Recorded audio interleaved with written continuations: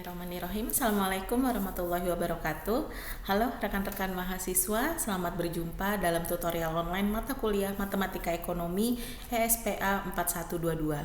Perkenalkan, nama saya Syara Siti Supriyanti. Rekan-rekan bisa memanggil saya Sarah. Saya adalah tuton pada mata kuliah kali ini.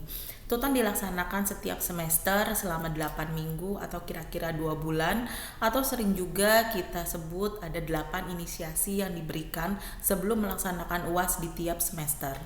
Untuk kontribusi penilaian tuton terhadap nilai akhir ujian sebesar maksimal 30%. Nilai maksimal dapat diperoleh bila mahasiswa menjadi peserta aktif dalam melaksanakan tuton. Peserta aktif adalah peserta yang membaca inisiasi, merespon dengan cara mengajukan pertanyaan atau tanggapan, berdiskusi dan mengerjakan tugas yang diberikan pada minggu ketiga, kelima, dan ketujuh.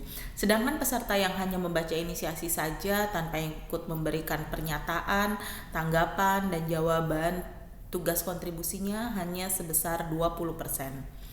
Mata kuliah Matematika Ekonomi ESPA 4122 mempunyai bobot 3 SKS rekan-rekan mahasiswa, sehingga Anda disarankan menyediakan waktu sesuai dengan kaidah SKS dengan membaca dan mempelajari modul serta materi pendukung secara mandiri. Melalui mata kuliah Matematika Ekonomi ini, Anda diharapkan dapat menjelaskan mengenai himpunan, sistem bilangan, fungsi, dan konsep turunan serta kegunaannya dalam ekonomi. Selain itu, juga diharapkan dapat memecahkan beberapa persoalan dalam bidang ekonomi seperti persoalan pertumbuhan, investasi, dan atau utang piutang. Mata kuliah ini terdiri dari 9 modul yang dipaparkan secara verbal dengan bahasa yang mudah dipahami oleh mahasiswa.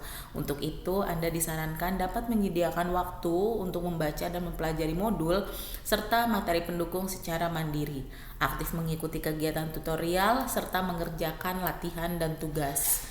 Adapun materi yang disajikan antara lain, yang pertama adalah himpunan dan sistem bilangan, kedua pangkat, akar, logaritma, serta banjar dan deret, ketiga fungsi, keempat penggunaan fungsi dalam ekonomi, kelima fungsi nonlinier, keenam penggunaan fungsi nonlinier, ketujuh limit dan turunan fungsi, kedelapan penggunaan turunan dalam ekonomi, dan yang terakhir adalah maksimum dan minimum suatu fungsi.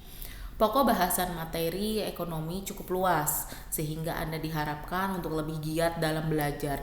Panduan belajar yang disarankan untuk mendapatkan hasil yang maksimal adalah: pertama, Anda dapat membaca secara cermat dan berusaha memahami materi yang telah disajikan terutama dalam BMP ini. Selain itu, Anda juga harus aktif mencari literatur terutama yang berhubungan dengan matematika ekonomi, baik lewat media cetak ataupun media lainnya. Yang kedua, untuk mengukur kemampuan dalam penguasaan materi Anda dalam dapat mengerjakan latihan dan tes formatif tanpa melihat kunci jawaban terlebih dahulu. Dan yang ketiga, melakukan evaluasi dengan mencocokkan hasil jawaban dengan kunci jawaban. Jika hasil yang Anda peroleh kebenarannya lebih dari 80%, artinya Anda dapat melanjutkan ke modul berikutnya. Bila kurang, sebaiknya Anda mempelajari kembali terutama bagian yang Anda kurang pahami. Keempat, bertanya kepada teman, tutor, atau pembimbing Anda jika belum memahami materi dengan baik.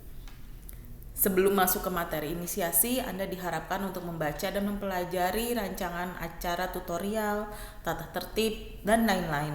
Demikian sekedar informasi awal yang saya dapat sampaikan sebelum kegiatan tutorial ini dilaksanakan.